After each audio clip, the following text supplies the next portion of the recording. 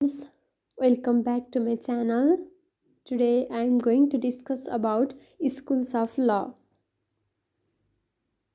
The most popular division of different schools of law is as follow: natural law school, analytical school, historical school, sociological school, realist school, Soviet legal theory or school. Natural law school. Natural law thinking has occupied a pervasive role in the field of ethics, politics, and law from the time immemorial. At some period, natural law appeal was essentially religious or supernatural, but in modern times it has formed an important weapon in political and legal ideology. Natural law is related to justice, reason, human nature, and ethics. Natural law theory believes that rules of human conduct emanate from a supreme authority and are binding on all men everywhere. The fundamental hypothesis or assumption behind this theory is that there is a law or bodies of law which governs all things, whether these be gravity, motions, physical and chemical reactions, insist or the actions are men.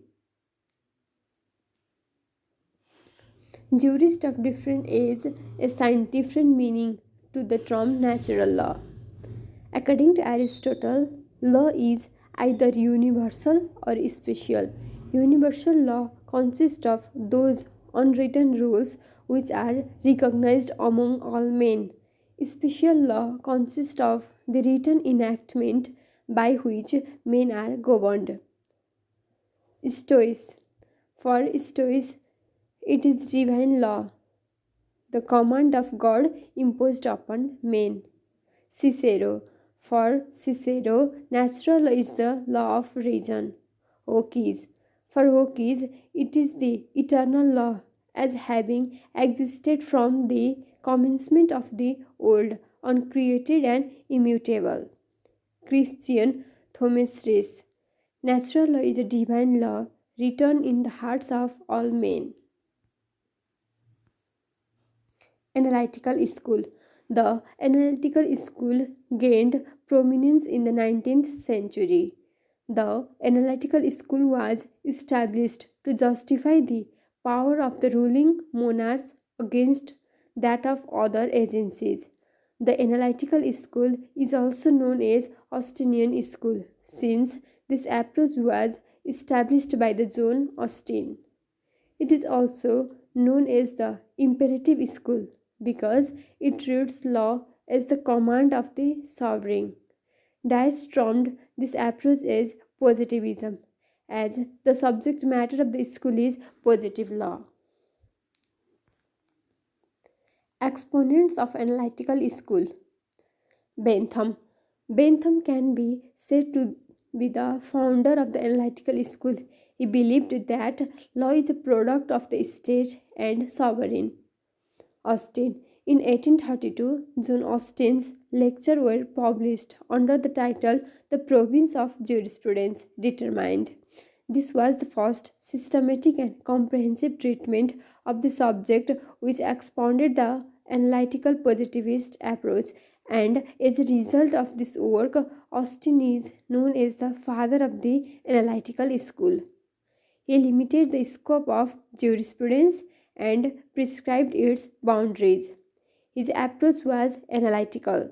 Austin took a legal system as it is, that is, positive law, and resolved it into its fundamental conception. Positive law is the outcome of the state and sovereign, and it is different from positive morality. Hart's concept of law. Professor Hart's positivism continues within it a content of natural law. For Hart, the legal system is a system of social rules. The rules are social in two senses. First, in that they regulate the conduct of members of societies. Secondly, in that they derive human social practice. They are not only social rules, they are, for example, rules of morality. Like rules of morality, laws are concerned with obligations. They make certain conduct obligatory. Kelson pure theory of law. Kelson theory of law, which is known as the pure theory of law, implies that law must remain free from social science like psychology, sociology, or social history, etc.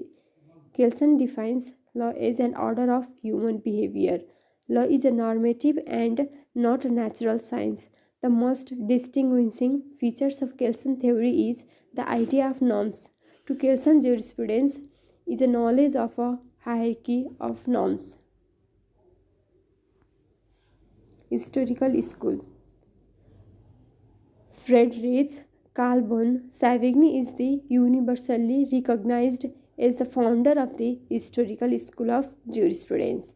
He emphasized that for a proper understanding of law and legal institutions of any country, it is imperative to take into account history as also the society where the law and legal institution have to operate, since these were closely interrelated.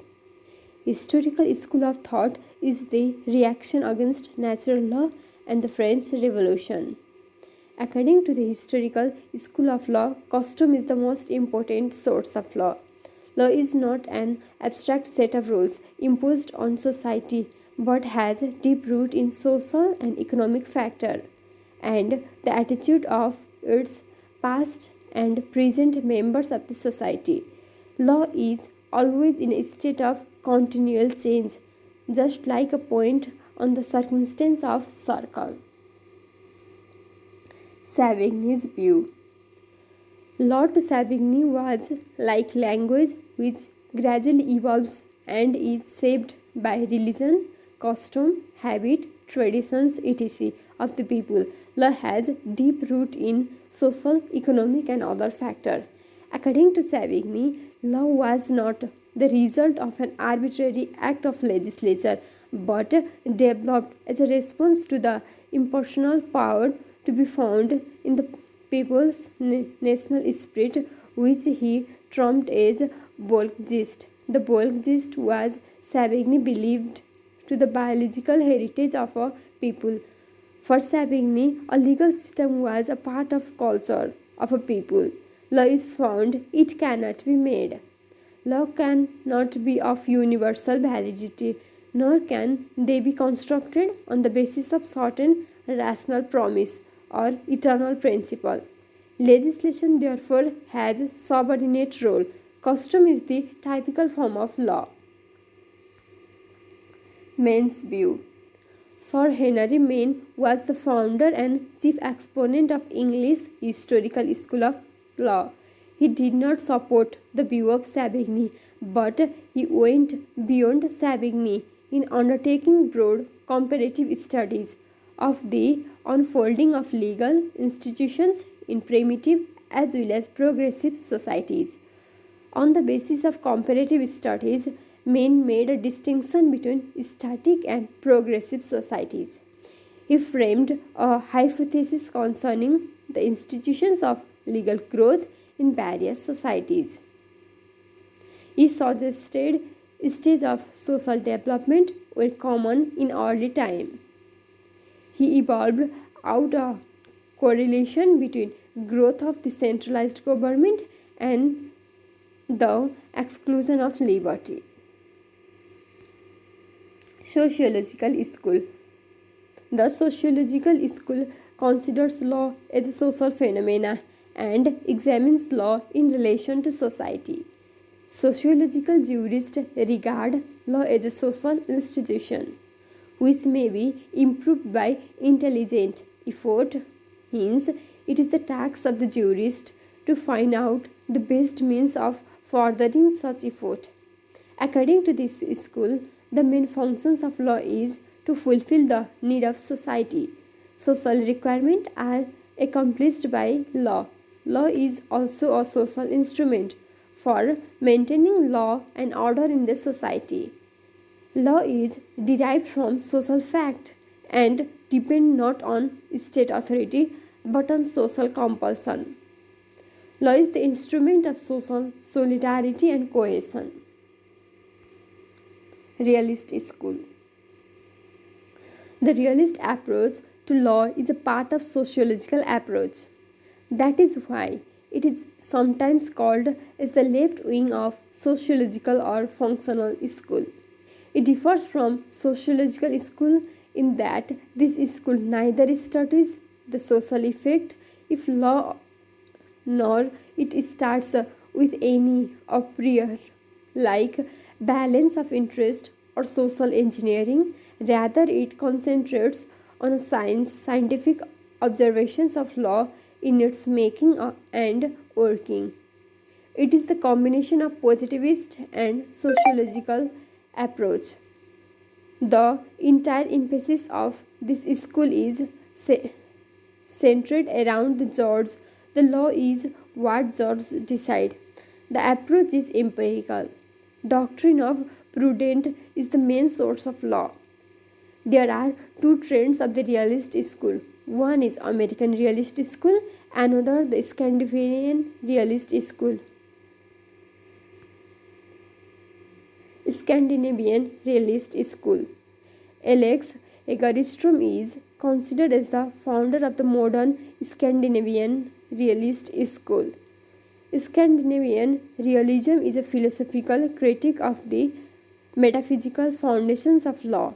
Scandinavian realism denotes the legal philosophy of a group of scholars who have all been strongly influenced by Alex Engström and his critical philosophical writing. They all agree in denying the possibility of a science of jurist or value. Scandinavians are more concerned with the theoretical operations of the legal system as a whole. According to John D. Finch, Scandinavian treats the notions of a valid rules as sometimes which exist in the imagination only. Thank you, friends.